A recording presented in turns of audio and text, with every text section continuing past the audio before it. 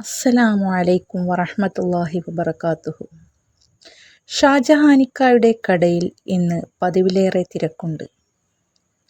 ഭക്ഷണം കഴിക്കാൻ ആളുകൾ കഴിച്ചു കഴിയുന്നവരെ കാത്തു നിൽക്കുകയാണ്. കാരണം ഷാജഹാനിക്കായുടെ കട എന്ന് പറഞ്ഞാൽ ഒരു ചെറിയ തട്ടുകട, ഏകദേശം ഒരു തട്ടുകടയേക്കാൾ കുറച്ച് വലിപ്പമുള്ള ചെറിയൊരു ഹോട്ടലാണ്.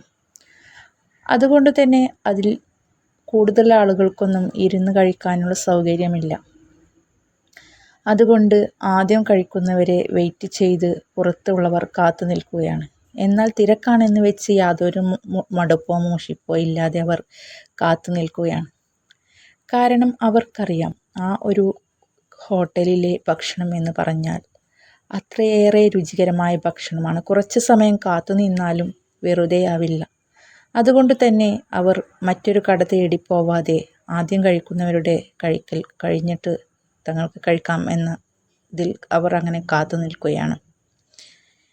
അടുക്കളയിൽ നിന്ന് ഷാജഹാനിക്ക നമ്മുടെ ലൈലാത്തയോട് പറഞ്ഞു, ഇക്കണക്കിന് പോയാൽ കട ഒന്ന് വലുതാക്കേണ്ടി വരുമല്ലോ ലൈല എന്ന് പറയുന്നുണ്ട്.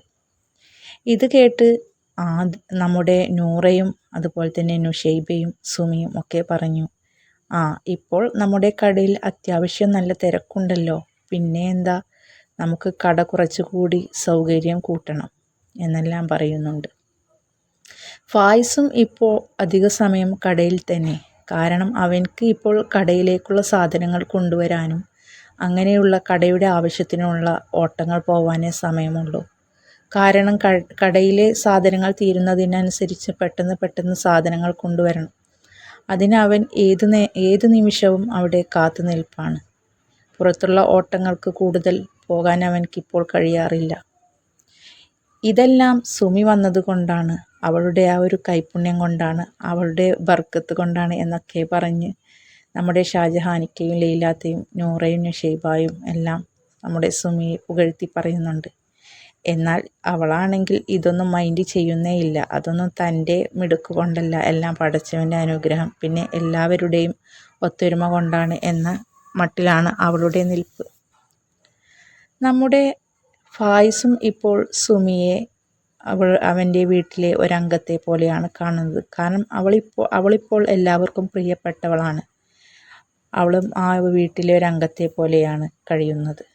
ഇപ്പോൾ രാവിലത്തെ ചായ കടി, അതുപോലെ തന്നെ നല്ല സ്പെഷ്യൽ പഴംപൊരി, നമ്മുടെ സുമിയുടെ സ്പെഷ്യൽ പഴംപൊരിയും ബീഫ് പഴംപൊരി, ബീഫ് ഉന്നക്കായ, അതുപോലെ തന്നെ ചട്ടിപ്പത്തിരി, അതുപോലെ ചിക്കൻ റോള് എന്നിങ്ങനെ വെറൈറ്റി പലഹാരങ്ങളുണ്ട്. ആദ്യം നമ്മുടെ ഷാജഹാനിക്കയുടെ കടയിൽ സാധാരണ ഉള്ളിവട, പഴംപൊരി, സമൂസ, മുട്ട ബജി അങ്ങനെയുള്ള സാധാ കടികളായിരുന്നു. എന്നാൽ സുമി വന്നതോടെ അതെല്ലാം വെറൈറ്റി പലഹാരങ്ങളാക്കിയിട്ടുണ്ട്. അതുപോലെ തന്നെ രാവിലെ ദോശ, പൊറോട്ട, ബീഫ്, വെള്ളപ്പം, നൂൽപുട്ട് അങ്ങനെ പലതരം കടികളും അതിലേക്ക് പലതരം കറികളും, നല്ല തേങ്ങ വറുത്തരച്ച ചിക്കൻ കറിയും സാമ്പാറും, അതുപോലെ തന്നെ നല്ല തേങ്ങ കൊത്തിട്ട ബീഫ് വരട്ടും എല്ലാം ഉണ്ട്.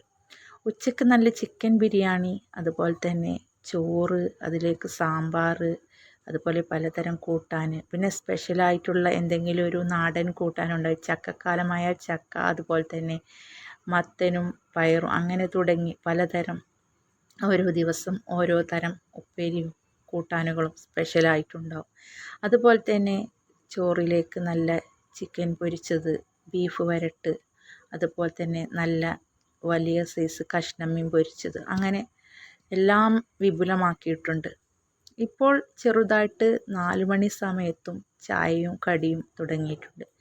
എന്തായാലും നമ്മുടെ ഷാജഹാനിക്കാൻ്റെ കടയിൽ ഇപ്പോൾ നിന്ന് തിരിയാൻ സമയമില്ല. ആ നാട്ടിൽ പ്രശസ്തമായ കടയായി മാറിയിട്ടുണ്ട്. അതുപോലെ തന്നെ നമ്മുടെ സുമയുടെ കൈപുണ്യവും ആ നാട്ടിലാകെ പ്രശസ്തമായിട്ടുണ്ട്. ആ കൂട്ടത്തിൽ അവർക്ക് ചെറിയ രീതിയിൽ കാറ്ററിംഗ് ഓർഡറുകളും കിട്ടാൻ തുടങ്ങിയിട്ടുണ്ട്. അത്യാവശ്യം ഒരു 150-200 ആളുകൾക്കുള്ള കാറ്ററിംഗ് ഓർഡറുകൾ അവർ എടുക്കാൻ തുടങ്ങിയിട്ടുണ്ട്. കാരണം നമ്മുടെ സുമിക്ക് പലതരം ഫുഡുകളും എല്ലാം ഉണ്ടാക്കാൻ അറിയുന്നത് കൊണ്ട് തന്നെ, ഏത് വിധം ഫുഡും ഉണ്ടാക്കാൻ അറിയുന്നത് കൊണ്ട് തന്നെ അവർ ഇപ്പോൾ ധൈര്യപൂർവ്വം അങ്ങനെ കാറ്ററിംഗ് ഓർഡറുകളും എടുക്കാറുണ്ട്. ഇരിക്കെയാണ് നമ്മുടെ ഷാജഹാനിക്കയുടെ കടയിലേക്ക് ഒരു ഓർഡർ കിട്ടുന്നത്. അതായത് നമ്മുടെ ഷാജഹാനിക്കാൻ്റെ പരിചയത്തിലുള്ള ഒരാളുടെ അങ്ങനെയാണ് അവരുടെ കടയിൽ ഓർഡർ കിട്ടിയത്. ഷാജഹാനിക്കായുടെ പരിചയത്തിലുള്ള ഒരാളുടെ സുഹൃത്തിൻ്റെ മോളും മരുമകനും വരുന്നുണ്ട്. അവർ കല്യാണം കഴിഞ്ഞ് ആദ്യമായിട്ട് വരികയാണ്. അപ്പോൾ അവർക്കുള്ള ഫുഡ് വേണം എന്നെല്ലാം പറഞ്ഞിട്ടാണ് അവർക്ക് ഓർഡർ കിട്ടിയത്. പെട്ടെന്ന് ഓർഡർ കിട്ടിയ ഉടനെ തന്നെ ഷാജഹാനിക്ക നമ്മുടെ ഫായിസിനോടും സുമിയോടും ലൈലാത്തയോടും നുഷൈബായോടും നൂറായോടും ചോദിച്ചു, എന്താ നമുക്ക് ഓർഡർ എടുക്കുകയല്ലേ, നല്ലൊരു ഓർഡറാണ്. അവർക്ക് നല്ല ചിക്കൻ മന്തിയും അതുപോലെ തന്നെ ബീഫ് ബിരിയാണിയും പിന്നെ പൊറോട്ടയും ബീഫ് ഫ്രൈയും അങ്ങനെ ചിക്കൻ പൊരിച്ചതും പിന്നെ ചെമ്മീൻ വരട്ട് അങ്ങനെ കുറച്ച് നല്ല ഒരു ഓർഡറാണ്, നമുക്ക് എടുക്കുകയല്ലേ എന്ന് ചോദിച്ചു. അവരെല്ലാം സന്തോഷത്തിലായിരുന്നു. അവർ പറഞ്ഞു, അതിനെന്താ, ഞങ്ങളെല്ലാം റെഡി, നമ്മുടെ കടയിലെ ഏകദേശം പണികളെല്ലാം ഒരുങ്ങിയല്ലോ, നമുക്ക് ഓർഡർ എടുക്കാം. അവർ വൈകുന്നേരത്തേക്കാണ് പാർട്ടി വെക്കുന്നത്. ഉച്ചയ്ക്ക് ചെറിയ രീതിയിൽ സൽക്കാരം കഴിക്കാണ്, വൈകുന്നേരത്താണ് കുറച്ച് വലിയ രീതിയിൽ കഴിക്കുന്നത്. അതുകൊണ്ട് തന്നെ വൈകുന്നേരത്തേക്കാണ് ഫുഡ്, അപ്പോൾ കുറച്ച് സമയവുമുണ്ടല്ലോ എന്നെല്ലാം പറഞ്ഞു. അങ്ങനെ നമ്മുടെ ഫായിസും അതുപോലെ തന്നെ നൂറായും ഷെയ്ബായും സുമിയും ഷാജഹാനിക്കയും ലൈലാത്തയും എല്ലാവരും ഒത്തൊരുമിച്ച് ഭക്ഷണം തയ്യാറാക്കാൻ നിന്നു. ഒത്തുപിടിച്ചാൽ മലയും പോരും എന്നല്ലേ ചൊല്ല്. എല്ലാവരും കൂടി ഒരുമിച്ച് നിന്നപ്പോൾ ഭക്ഷണമെല്ലാം പെട്ടെന്ന് തന്നെ റെഡിയായി. ഷാജഹാനിക്ക ആ ഭക്ഷണം നമ്മുടെ ഫായിസിൻ്റെ കയ്യിൽ കൊടുത്തുകൊണ്ട് പറഞ്ഞു, മോനെ, നീ അത് അവരുടെ വീട്ടിൽ കൊണ്ടു ചെന്ന് കൊടുക്ക്, അഡ്രസ്സെല്ലാം പറഞ്ഞു കൊടുത്തു. അങ്ങനെ ഫായിസ് പോകുന്ന വഴി അവർ പറഞ്ഞു, എന്നാൽ നീ പോകുന്ന വഴി നമ്മുടെ നൂറായും ഷെയ്ബായും അതുപോലെ തന്നെ സുമിയും നിൻ്റെ കൂടെ പോന്നോട്ടെ, അവർ വണ്ടിയിലിരുന്നോളൂ, നീ സാധനങ്ങളെല്ലാം ഇറക്കി അവരെയും കൊണ്ട് വീട്ടിൽ പോയിക്കോ എന്നെല്ലാം പറഞ്ഞു.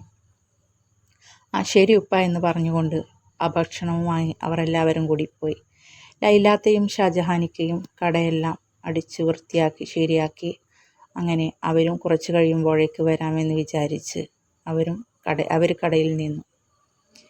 അങ്ങനെ അവർ ഭക്ഷണമെല്ലാം കൊണ്ട് ചെന്ന് ഇറക്കി കൊടുത്തു. നമ്മുടെ നുഷൈബായും അതുപോലെ തന്നെ നൂറായും സുമയും വണ്ടിയിലിരുന്നു. ഫായിസ് അതെല്ലാം അവരുടെ വീട്ടിൽ കൊണ്ടുപോയി കൊടുത്തു. പുറത്തു നിന്ന് നോക്കുമ്പോൾ തന്നെ അറിയാം, നല്ല വലിയ ഒരു വീട്, അത്യാവശ്യം വലിയ ഒരു തറവാട്ടുകാരാണെന്ന് തോന്നുന്നു എന്നെല്ലാം ഫായിസ് വിചാരിച്ചു. ഈ സൽക്കാരം മറ്റാരുടേതുമായിരുന്നില്ല, നമ്മുടെ മുനീറിൻ്റെയും റഹീമയുടെയും സൽക്കാരമായിരുന്നു.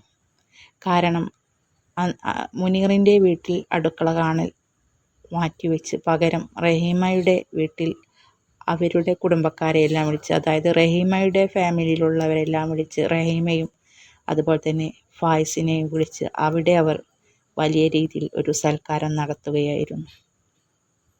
അങ്ങനെ ഭക്ഷണ സാധനങ്ങളെല്ലാം ഇറക്കിയ ശേഷം ഫായിസ് വന്ന് ഓട്ടോയിൽ കയറി. അവൻ സുമിയോടും അവൻ്റെ പെങ്ങന്മാരോടുമായി പറഞ്ഞു, നമുക്ക് കടൽക്കരയിലേക്കൊന്ന് പോയാലോ.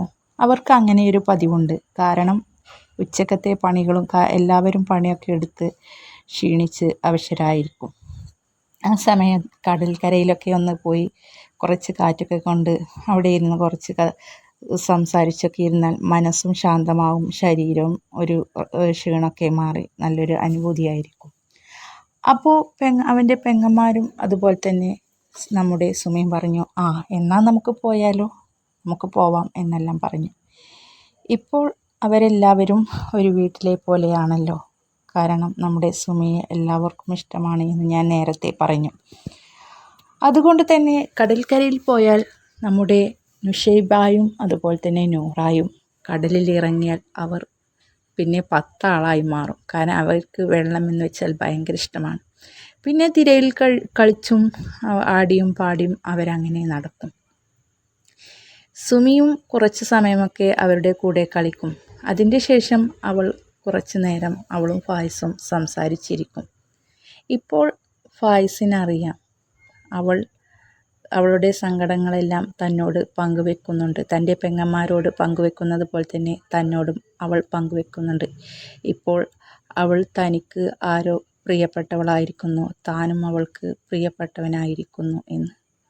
അങ്ങനെ അവർ ഒരുപാട് കാര്യങ്ങളൊക്കെ ഇങ്ങനെ സംസാരിച്ചു കൊണ്ടിരുന്നു. അങ്ങനെ ഏകദേശം മഗ്‌രിബ് ആവാനായപ്പോൾ നമ്മുടെ ഫായിസ് അവരോടായി പറഞ്ഞു, വേഗം കയറി വാ പെണ്ണുങ്ങളെ, നമുക്ക് പോണ്ടേ, മഗ്‌രിബ് ആവാനായി, നമുക്ക് വീട്ടിൽ ചെന്ന് നിസ്കരിക്കാനൊക്കെ ഉള്ളതല്ലേ, പെട്ടെന്ന് പോരാൻ നോക്ക് എന്നെല്ലാം പറഞ്ഞു. അങ്ങനെ നുഷൈബായും നൂറായും സുമിയും ഫായിസും കൂടി വീട്ടിലേക്ക് പുറപ്പെട്ടു. ഭക്ഷണം നമ്മുടെ റഹീമയുടെ വീട്ടിൽ ചെറുതായി വീട്ടിലുള്ളവർ തന്നെ ഉണ്ടാക്കി അങ്ങനെ അവർ കഴിക്കുകയായിരുന്നു. വൈകുന്നേരത്തെ ഫുഡ് ഞാൻ പറഞ്ഞിരുന്നല്ലോ, നമ്മുടെ ഷാജഹാനിക്കാൻ്റെ കടയിൽ ഏൽപ്പിച്ചതായിരുന്നു. കുറച്ച് നല്ല അടിപൊളിയായിട്ട് തന്നെ ഫുഡുകൾ എല്ലാ ഐറ്റംസും ഉണ്ടായിരുന്നു. അങ്ങനെ ഞാൻ പറഞ്ഞിരുന്നല്ലോ. അങ്ങനെ എല്ലാവരും ഭക്ഷണം കഴിക്കാനായി ഇരുന്നു. നല്ല തേങ്ങ കൊത്തിട്ട ബീഫ് ഫ്രൈ, അതുപോലെ തന്നെ നല്ല ചിക്കൻ മന്തി, അതുപോലെ അടിപൊളി വിഭവങ്ങളായിരുന്നു. ബീഫ് ഫ്രൈയും അതുപോലെ തന്നെ ചിക്കൻ മന്തിയും സുമി പറഞ്ഞു, ഇത് ഞാനുണ്ടാക്കാം, ഇതെൻ്റെ സ്പെഷ്യലാണ്, നിങ്ങളതിക്ക് ഹെൽപ്പ് ചെയ്ത് തന്നാൽ മതി, അരിയാനും പിടിക്കാനൊക്കെ ഞാൻ കുക്ക് ചെയ്യാമെന്ന് പറഞ്ഞുകൊണ്ട് അതിൻ്റെ 2 എണ്ണം കംപ്ലീറ്റായി ഉണ്ടാക്കിയത് നമ്മുടെ സുമിയാണ്. ബാക്കിയുള്ളതെല്ലാം നമ്മുടെ നൂറായും നുഷൈബായും ലൈലാത്തയും ഒക്കെ ഇളക്കാനും പിടിക്കാനും മസാല ഇടാനും എല്ലാവരും കൂടി അങ്ങനെ ഉണ്ടാക്കിയതാണ്. അതുകൊണ്ട് തന്നെ ആ ഒരു മന്തിയും ചിക്കൻ മന്തിയും ബീഫ് ഫ്രൈയും വായിലേക്ക് വെച്ചപ്പോൾ തന്നെ നമ്മുടെ മുനീറിന് തോന്നി, ഈ ഒരു ടേസ്റ്റ് എവിടെയോ, ഈ നാവിൻ തുമ്പത്ത് എവിടെയോ ഒരു പരിചയമുള്ള പോലെ തോന്നുന്നുണ്ടല്ലോ. അവൻ നാവിൽ വെച്ചപ്പോൾ തന്നെ തോന്നി, ഇത് മറ്റുള്ള ഭക്ഷണം പോലെയല്ല, ഈ ഒരു 2 ഐറ്റം എന്തോ ഒരു ഒരുപാട് കാലം പരിചയമുള്ള പോലെ തോന്നുന്നുണ്ട് എന്ന് അവന് കഴിച്ചപ്പോൾ തന്നെ മനസ്സിലായി. അവനറിയുന്നില്ലല്ലോ, ഇത് ഒരിക്കൽ തൻ്റെ ജീവൻ്റെ പാതിയായിരുന്നവൾ ആണ് വെച്ച് ഉണ്ടാക്കിയത് എന്ന് അവൻ ഒരിക്കലും പ്രതീക്ഷിക്കുകയോ അറിയുകയോ ചെയ്യുന്നില്ലല്ലോ. അവൻ എന്തായാലും അത് കഴിച്ചപ്പോൾ തന്നെ അവൻക്ക് മനസ്സിലായി, ഇത് ഒരുപാട് താൻ കഴിച്ചിട്ടുള്ള ഒരു രുചിയാണ് എന്ന്. ഭക്ഷണമെല്ലാം കഴിച്ചു കഴിഞ്ഞ് നമ്മുടെ മുനീറിനെ റഹീമയുടെ ഉപ്പ, അതായത് ബഷീർ മുതലാളി എന്ന് നാട്ടുകാർ വിളിക്കുന്ന റഹീമയുടെ ഉപ്പ വിളിച്ച് പറഞ്ഞു, മുനീർ ഇവിടെ വാ, എനിക്ക് നിന്നോട് കുറച്ച് കാര്യങ്ങൾ സംസാരിക്കാനുണ്ട്, നീ ഇവിടെ ഇരിക്ക് എന്നെല്ലാം പറഞ്ഞു. മുനീറിന് ആ വീട്ടിൽ ആകെ കൂടെ ഒരു അസ്വസ്ഥത തോന്നിയിരുന്നു. കാരണം എല്ലാവരും അവരുടേതായ ലോകത്ത്, കുറേ ആളുകൾ മൊബൈലിൽ കളിക്കുന്നു, കുറേ ആളുകൾ അവരുടെ റൂമിൽ ഓരോ കാര്യങ്ങളിൽ ഇടപെടുന്നു. ആരും അങ്ങോട്ടും ഇങ്ങോട്ടും സംസാരിക്കുകയോ പരസ്പരം സ്നേഹമോ ഒന്നുമില്ല. ഒരു വലിയ ബംഗ്ലാവിൽ ഓരോരോ യന്ത്രങ്ങളെ പോലെ ഓരോ മനുഷ്യന്മാർ, അങ്ങനെയെല്ലാം ആണ് അവരുടെ ജീവിതം. ജോലിക്കെല്ലാം പണിക്കാരികൾ, ആർക്കും ഒരു ജോലിയുമില്ല, പ്രത്യേകിച്ച് പണികളൊന്നുമില്ല. അങ്ങനെയൊക്കെ ഒരു സാഹചര്യമാണ്. അവന് അവിടെ ഇരുന്ന് ആകെ മടുപ്പ് തോന്നിയിരുന്നു. ആ നേരത്താണ് റഹീമയുടെ ഉപ്പ അവനെ വിളിച്ച് കാര്യങ്ങൾ സംസാരിക്കാനുണ്ടെന്ന് പറയുന്നത്. അവൻ ഒരു യന്ത്രത്തെ പോലെ അവിടെ ഇരുന്നു. അദ്ദേഹം പറഞ്ഞു തുടങ്ങി, മുനീർ, നിനക്കറിയാമല്ലോ, എനിക്ക് 4 ആണും അതുപോലെ തന്നെ 2 പെൺമക്കളും. വലിയവൾ നിൻ്റെ ആരിഫയുടെ നാത്തൂൻ, നിനക്കറിയാമല്ലോ. പിന്നെ എൻ്റെ ഏറ്റവും ചെറിയ മോളാണ് റഹീമ. അവളെ ഞാൻ കുറച്ച് കൊഞ്ചിച്ച് വഷളാക്കി തന്നെയാണ്, കാര്യം ഞാൻ തുറന്ന് പറയാമല്ലോ, അവളെ ഞാൻ കുറച്ച് കൊഞ്ചിച്ച് വഷളാക്കി തന്നെയാണ് വളർത്തിയത്. ചെറിയ കുട്ടിയായതുകൊണ്ട് തന്നെ ആങ്ങളമാർക്കും ഉമ്മാക്കും എനിക്കും അതുപോലെ തന്നെ അവളുടെ ഇത്താത്തക്കും എല്ലാവർക്കും അവൾ ഒരു ചെറിയ കുട്ടിയാണ്. അവളെ കുറച്ച് ഞങ്ങൾ ലാളിച്ചാണ് വളർത്തിയത്. അതുകൊണ്ട് തന്നെ ഇവിടെ എല്ലാ സ്വാതന്ത്ര്യവും അവൾക്ക് മറ്റുള്ളവരെക്കാൾ ഉണ്ട്. അതുകൊണ്ട് തന്നെ നീയും അവളെ അങ്ങനെ കാണണം. എൻ്റെ മകൾക്ക് യാതൊരു തരത്തിലുള്ള ബുദ്ധിമുട്ടുകളും നീ ഉണ്ടാക്കാൻ പാടില്ല, നിൻ്റെ വീട്ടുകാരുടെ ഭാഗത്തു നിന്നും ഉണ്ടാകാൻ പാടില്ല. നീ എന്നെക്കുറിച്ച് നാട്ടിലൊന്ന് അന്വേഷിച്ച് നോക്ക്, ബഷീർ മുതലാളി ആരാണെന്ന്. നല്ല രീതിയിലായാൽ നിനക്ക് നല്ലത്. അല്ല എന്നുണ്ടെങ്കിൽ അറിയാൻ പാടില്ലാഞ്ഞിട്ടാണ് എൻ്റെ സ്വഭാവം. ഒന്ന് അന്വേഷിച്ച് നോക്ക്. അല്ലെങ്കിൽ ഞാൻ ആള് മഹാപെശകാണ്. അതുകൊണ്ട് തന്നെ എൻ്റെ മകളെ നീ ശല്യപ്പെടുത്താനോ അവളുടെ കാര്യങ്ങൾക്ക് എതിര് നിൽക്കാനോ അവൾക്ക് യാതൊരു ബുദ്ധിമുട്ടും ഉണ്ടാക്കുന്ന പ്രവൃത്തി നിൻ്റെ ഭാഗത്ത് നിന്ന് ഉണ്ടാവരുത്. നിൻ്റെയോ നിൻ്റെ വീട്ടുകാരുടെ ഭാഗത്ത് നിന്നോ അങ്ങനെ എന്തെങ്കിലും ഉണ്ടായി എന്ന് ഞാൻ അറിഞ്ഞാൽ ഇതുപോലെ ആയിരിക്കില്ല ഞാൻ പ്രതികരിക്കുന്നത് എന്നെല്ലാം പറഞ്ഞു ഒരു ഭീഷണിയുടെ സ്വരത്തിലാണ് അദ്ദേഹം മരുമകനോട് സംസാരിച്ചത്. അദ്ദേഹം അവനോട് പറഞ്ഞു, നിങ്ങൾ ഇന്ന് ഇവിടെ നിന്നോ. നാളെ ഞാൻ നിങ്ങൾക്ക് ഒരു ഹണിമൂൺ ട്രിപ്പ് ശരിയാക്കിയിട്ടുണ്ട്. നാളെ ഇവിടുന്ന് തന്നെ നിങ്ങൾ പോയിക്കോ. 10 ദിവസത്തെ ട്രിപ്പാണ്. മലേഷ്യ, സിംഗപ്പൂർ തുടങ്ങി ഒരുപാട് രാജ്യങ്ങൾ ചുറ്റിക്കറങ്ങുന്ന ഒരു ട്രിപ്പാണ്. ഇനി ഇവിടുന്ന് നീ വീട്ടിലേക്ക് പോകാൻ നിൽക്കണ്ട. നിങ്ങൾക്ക് കൊണ്ടുപോകാനുള്ള ആവശ്യമുള്ള സാധനങ്ങളെല്ലാം ഞാൻ ഡ്രൈവറെ വിട്ട് കൊണ്ടിരിപ്പിക്കുന്നുണ്ട്. ഇനി ഇവിടുന്ന് നിങ്ങൾ നേരെ ഹണിമൂണിന് പോയാൽ മതി എന്നെല്ലാം അയാൾ പറയുമ്പോൾ ഒരു ആജ്ഞയുടെ സ്വരമായിരുന്നു, അല്ലെങ്കിൽ ഒരു ഭീഷണിയുടെ സ്വരമായിരുന്നു അദ്ദേഹത്തിന്. ഇനി യാതൊന്നും മറുത്ത് പറയാനോ അല്ലെങ്കിൽ എതിർത്ത് പറയാനുള്ള ഒരു ശേഷി ഉണ്ടായിരുന്നില്ല. അവൻ ഒരു യന്ത്രത്തെ പോലെ എല്ലാം തലയാട്ടി മനസ്സില്ലാ മനസ്സോടെ സമ്മതിച്ചു കൊണ്ടിരുന്നു. എന്തായാലും നമ്മുടെ മുനീർ ഒരു കൂട്ടിലകപ്പെട്ട കിളിയുടെ അവസ്ഥയായി പെട്ടുപോയി എന്ന് തന്നെ പറയാമല്ലോ. എന്നാൽ ഇതേ സമയം നമ്മുടെ മംഗലത്ത് തറവാട്ടിൽ ഐഷമ്മയോട് ആരിഫയും ജമീലയും പറഞ്ഞു, ഉമ്മ, കല്യാണമൊക്കെ കഴിഞ്ഞു, തിരക്കൊക്കെ ഒഴിഞ്ഞു. കുട്ടികളുടെ സ്കൂളും മദ്രസയും 3-4 ദിവസമായി, ഒരാഴ്ചയോളമായല്ലോ ഞങ്ങളിവിടെ ഇത്രയും ദിവസമായി മുടങ്ങിക്കിടക്കുകയാണ്. അതുകൊണ്ട് ഇനിയിപ്പോൾ ഇവിടെ നിന്നിട്ട് പ്രത്യേകിച്ച് കാര്യമൊന്നുമില്ലല്ലോ. ഞങ്ങൾ എല്ലാവരും വൈകിട്ട് ഞങ്ങൾ പോവുകയാണ്. ഐഷുമ്മ ആകെ പെട്ടുപോയി. കാരണം മുനീറും റഹീമയും അവരുടെ വീട്ടിൽ പോയി. അവർ ഇന്നും നാളെയും ഒന്നും വരുന്നില്ല എന്ന് മുനീർ വിളിച്ചിരുന്നു. അതുപോലെ തന്നെ ഇവരും പോയി കഴിഞ്ഞാൽ ഇത്രയും വലിയൊരു വീട്ടിൽ താൻ മാത്രം ഒറ്റപ്പെട്ട് എങ്ങനെ കഴിയും എന്നെല്ലാം ചിന്തിച്ചു കൂട്ടി ഐഷുമ്മക്ക് ആകെ തലപെരുക്കുന്നത് പോലെ തോന്നി. പ്രഷർ അടിച്ചു കയറി ഇപ്പോൾ താൻ വീണു പോകുമോ എന്നെല്ലാം അവർക്ക് തോന്നി തുടങ്ങി. അവർ പെട്ടെന്ന് തന്നെ പ്രഷറിൻ്റെ ഗുളിക എടുത്ത് കഴിച്ചു. അങ്ങനെ ആരിഫയും ജമീലയും മക്കളും അവരുടെ കാര്യവും നോക്കി ഇറങ്ങിപ്പോയി. റഹീമയും മുനീറും അവരുടെ വീട്ടിലും. നമ്മുടെ ഐഷുമ്മ മാത്രം ആ വലിയ ബംഗ്ലാവിൽ തനിച്ച് അകപ്പെട്ടുപോയി.